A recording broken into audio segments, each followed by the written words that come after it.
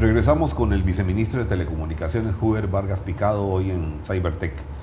Viceministros, hablábamos sobre los nuevos dividendos digitales y los retos de país que hay y la visión de largo plazo de que esto impacte zona rural, sí, que me parece que pocos podrían discutir. Ahí sí, al final puede ser que haya alguna discrepancia entre algunos sectores en el sentido de que, mire, no están pensando en el futuro de la radio y la televisión. Sin embargo, creo que el reto de ellos está más que en función de espectro, me parece que en función de contenido. Sí. Aunque creo que está garantizado para el tema de desarrollo de estas industrias, está garantizado su futuro. Yo creo que sí, porque uno ve que por lo menos al menos a nivel local, pero también es una tendencia global, de los medios de televisión abierta que tienen futuro, o sea, que ellos mismos han hecho en su plan corporativo de sostenibilidad, es que también tienen que ir migrando a otros formatos, ¿verdad? Sin descuidar la televisión abierta, pues hay otros formatos que también pueden ser, primero, fuentes de ingreso importantes, pero también fuentes de captación de nuevos clientes, ¿verdad? Que los puedan llevar, como este caso que usted nos daba hace unos minutos de Broncano, que desde el contenido digital puede saltar a la televisión abierta o viceversa, ¿verdad? Hay una interacción y creo que en Costa Rica tenemos varios casos de éxito, tal vez en los dos más grandes del sector, que han tomado decisiones muy acertadas en esa línea. Claro, al final uno se sorprende enormemente de los contenidos que el costarricense promedio ve. Sin lugar a dudas deporte y sin lugar a dudas fútbol. O sea, es algo que está como en el ADN del costarricense.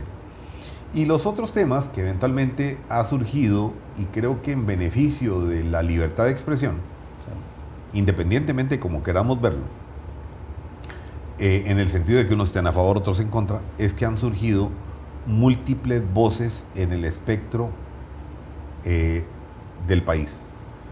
Y muchos han surgido como plataformas en redes sociales. Así es. ¿Verdad? Entonces, digamos que para llevar su contenido han tenido un vehículo que puede eventualmente ser más grande o más pequeño, pero que en el fondo el gran reto de los radiodifusores en general es qué contenido voy a brindarle a mi audiencia. Sí, y aquí entra pues elementos de innovación, de cómo generar esa atracción de nuevos clientes, pero también cómo se van adaptando las tendencias incluso mentales de los nuevos clientes, ¿verdad? Una de las cosas que más ha llamado la atención y es la tiktokificación de la sociedad, es el hecho de que el promedio de concentración de los usuarios jóvenes sobre todo no pasa más allá de los 2 minutos. Minutos. Eso sí, también es un reto para el sector educativo. Claro, por supuesto, ejemplo, los programas de educación ya no pueden ser esas sesiones magistrales de horas. Tienen que ir adaptándose, pero para esto también va a generar un reto para la generación de contenido. Y uno lo ha visto, realmente los programas que más tienen difusión son tal vez programas pequeños, de cierta cantidad de minutos, que permitan también ir generando campañas de expectativa con extractos pequeños. ¿Verdad? Y uno ve esa tendencia a nivel no solo en Costa Rica, sino cuando uno le toca visitar otros países, que realmente más bien ahí tal vez pueden ir un poco más avanzados en algunos temas. Y yo creo que pues considerando todo esto es donde nosotros hemos ido tomando decisiones que no tienen que solo impactar esta administración, sino pues como lo he dicho desde el programa anterior, que quien venga a tomar decisiones en telecomunicaciones enfrente a un escenario pues más beneficioso y con mayores opciones para generar desarrollo que nosotros, ¿verdad? Sí, viera que ahora cuando usted estaba conversando venía a mi mente lo que hace unos meses estuvimos en contacto con el sector educativo en un tema en particular que era el tema de inteligencia artificial. El experto que vino aquí al país a hablar con escuelas y colegios en un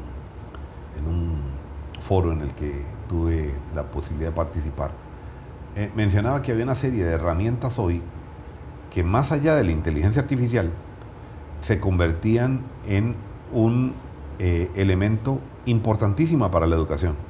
Y él hablaba del aprendizaje de los idiomas, utilizando distintas plataformas hoy existentes, entre ellas el tema del YouTube, el tema del TikTok, precisamente porque esto conecta con la idea que usted nos acaba de mencionar, de que la atención hoy de la gente está concentrada en el minuto, máximo 2 minutos de la idea central que me puede enganchar para llevarme a ver algo que yo diga, sí, vale la pena y voy a estar viendo 2 horas, pero que me enganche, ¿verdad? Y ahí es donde yo creo que al final el tema de las tecnologías de información se vuelven transversales porque afectan a toda la sociedad, a toda la sociedad.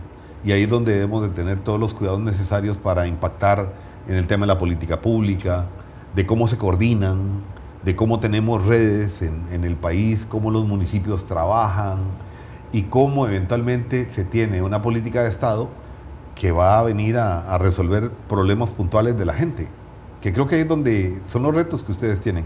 Sí.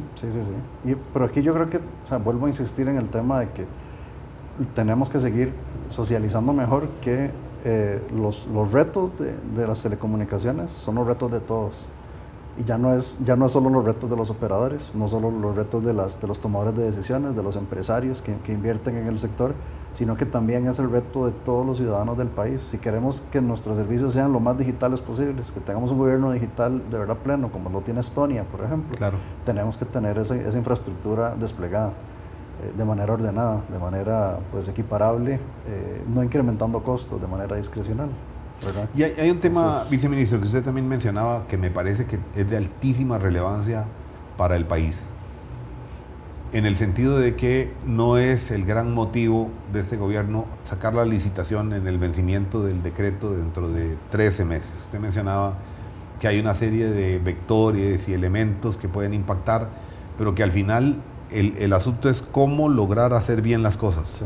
Tenemos año electoral. Sí, y yo soy un defensor, y creo que así se lo he dicho también en reuniones particulares, soy un defensor de que uno debe darles por lo menos un año de planificación financiera cada vez que hace este tipo de anuncios.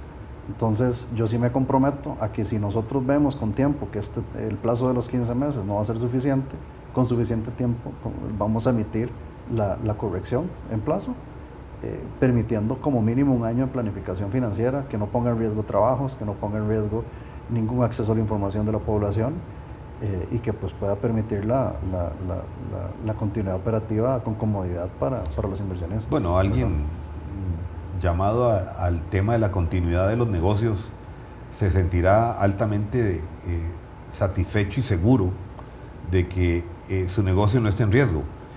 Aunque el riesgo lo viven a diario, ¿verdad? Claro. Lo viven a diario con la competencia, con la audiencia, pero no es un problema de intervención estatal en el sentido de que yo quiera cerrar medios. No, jamás. Que es el mensaje que usted está dando hoy. No, jamás. Y algo importante es, como democracia necesitamos la mayor oposición posible hacia el gobierno.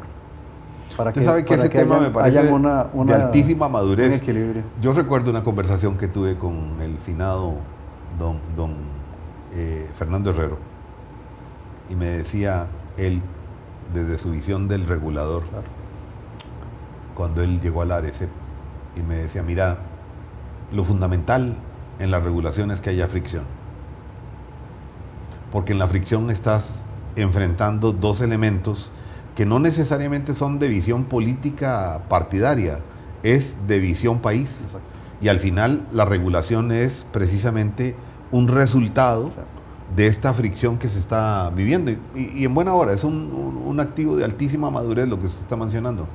Y creo que el país tiene que agradecerlo en el sentido de que no es apagar voces, sino más bien alentar las voces en el sentido de que vengan y conversen sobre los temas esenciales. No, yo creo que uno, incluso a los sectores que han podido hacer oposición en determinado momento, lo que uno les debe como mínimo es transparencia, avisar antes de que se tome una decisión pues importante, y nunca negar una reunión, porque esa política de los políticos de esconderse creo que no es lo que debemos hacer. Bueno, eso es vital, sobre todo para la inversión. Así es. La inversión anda buscando temas de seguridad. Así es. Y creo que el país ha ganado mucho. Mire, desde que se dio la apertura 2008, 2024 ya pasaron 16 años. 16 años de construir un nuevo país, una nueva historia. Teníamos en aquel momento un reto enorme de miedos, ¿verdad? Porque normalmente en el debate siempre se mete el tema del fantasma del miedo. Mira, van a subir las tarifas. Esto va a ser de una élite.